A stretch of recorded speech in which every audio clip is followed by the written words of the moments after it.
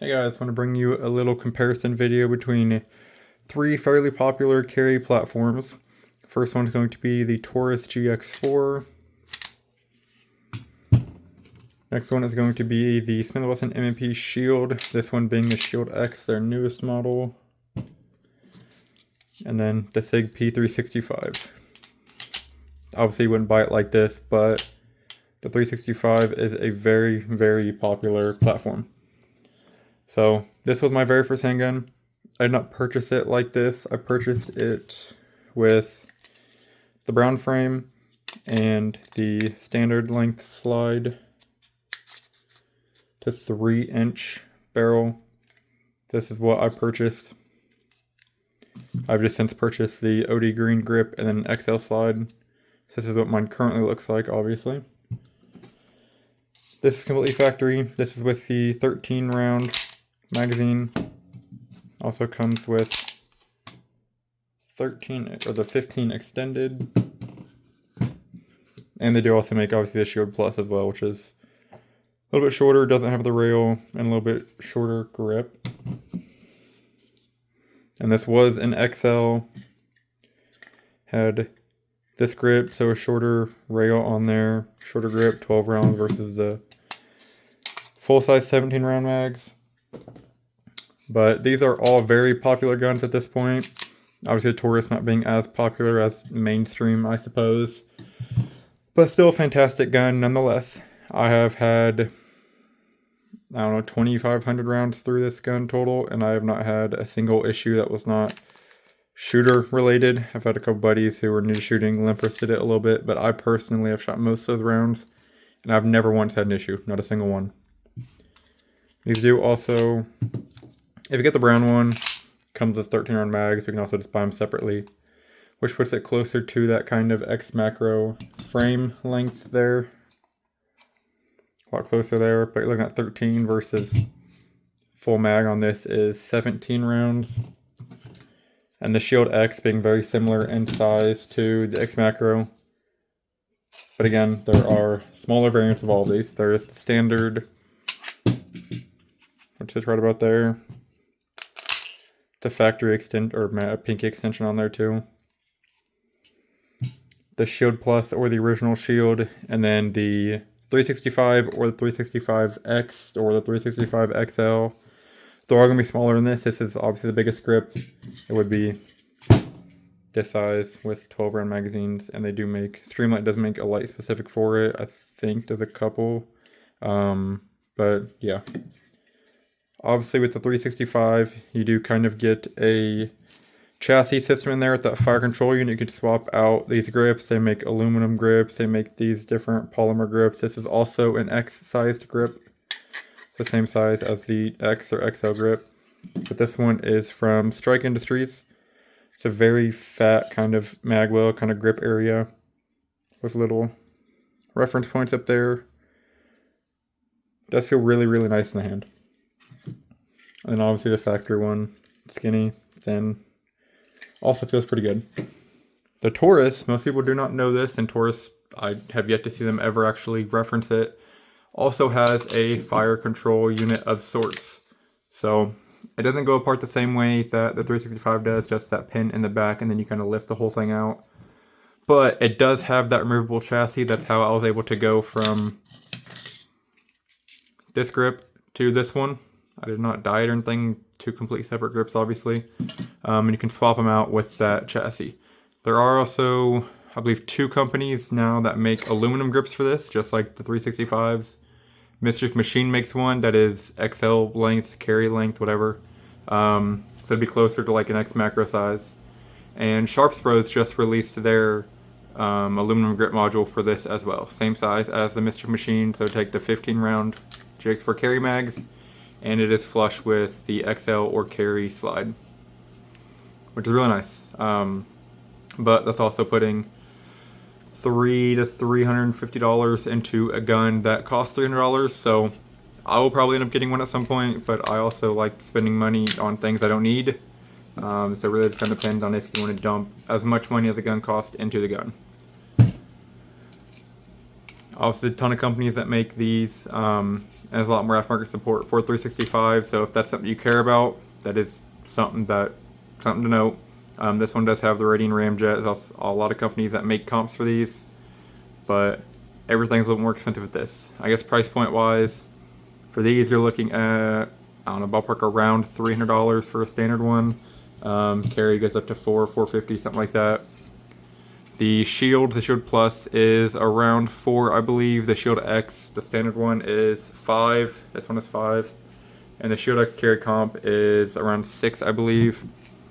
The 365 does vary in price. The standard is around $500, I believe. And the XL is around $650. The Macro and Fuse are around $650, $700. Obviously they have like the Legion as well, which is over $1,000. But kind of comes down to price point on what you want to get. I think that as far as stock grips go, obviously you can buy very expensive aluminum grips for these. The Shield X does feel the best. If it's my hand, the best. I have small, medium hands, bordering on small. And it just kind of fits really kind of perfectly. It has very good serrations on the front. It does have an accessory 1913 rail, so you can finally put a 1913 light on a Shield. This is the first one that does have that. And then they all have the same optic cut. They all have K series cuts, so RMSC, K footprints. The Shield Pluses do not. So the Shield and the Shield Pluses do not have that. They have a true RMSC, so you can run like the Defenders, but the Hollow Suns will not fit without on a plate or trimming some stuff. But the Shield X does have a K series footprint. This one also has the K series. This one having the kind of Zev posts, I guess.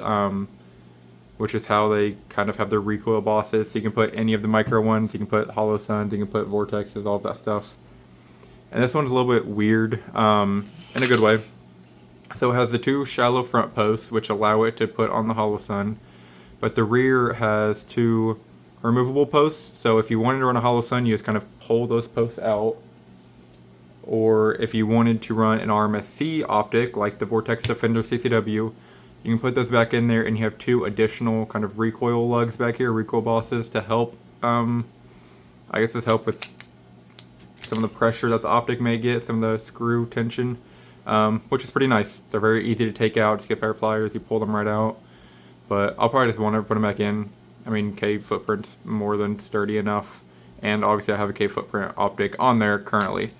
It's not the end-all optic, it's just what I had laying around, and I figured I would throw it on there. I have carried all of these guns. I have carried this one the most just because I've had it the longest. It was my first carry gun. I had it in a cheap, I think, Warriorland holster. See if I can find it. Does have a full sweat guard. These are not the clips that came with it. I took these off of one of my 4Bros holsters. It came with like a single clip instead of like the dual mono block clip, but very good retention. This was made for the short slide, but with it being open-ended down there, it does fit. But I've carried this one the most because I've had it the longest.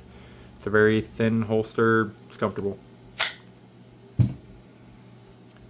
I didn't carry this one a ton. I've never carried it with a polymer frame, but at one point I did have an Icarus frame that I had a holster for. I did carry it in an XL size frame. And it was very comfortable. It's a very nice gun. I love this thing. It does shoot very, very well, but it's just kind of meh. I mean, the ramjet does help considerably, but it's just kind of, it's a gun. And this is my current gun, hence the light and the enclosed optic and everything. I prefer enclosed for carrying, just keeps stuff from getting in there. But I have this in a 4Bros holster. They're my preferred holster company outside of like tier 1, but they're like twice the cost. But yeah, I mean, this is my current carry. It's $500, so it's a very great value for what all you get. Comes with two mags, the 15 and the 13. Obviously you can buy more, it just does not come with them. Comes with the nice 2.0 flat face trigger, and Overwatch Precision does make a trigger for this. It's a polymer trigger shoe. Comes with a nice tritium yellow dot sight, and obviously it comes with the rail so you can put a light on there, which I do like to have on a carry gun just in case I ever do need it. And they do come with safeties or without safeties. I couldn't find one without a safety at the time of me going to purchase this, so I got one with one. It's very out of the way though. I mean, it's not like a 1911 safety where you're going to accidentally turn it on or just kind of bump it. When I'm putting tension against the frame, it's very intentional that that thing goes on. You're not going to accidentally do it. But again, very functional serrations. This is again my preferred carry. But all these are fantastic options. This one being the most expensive, even as the XL, which is what I purchased it as.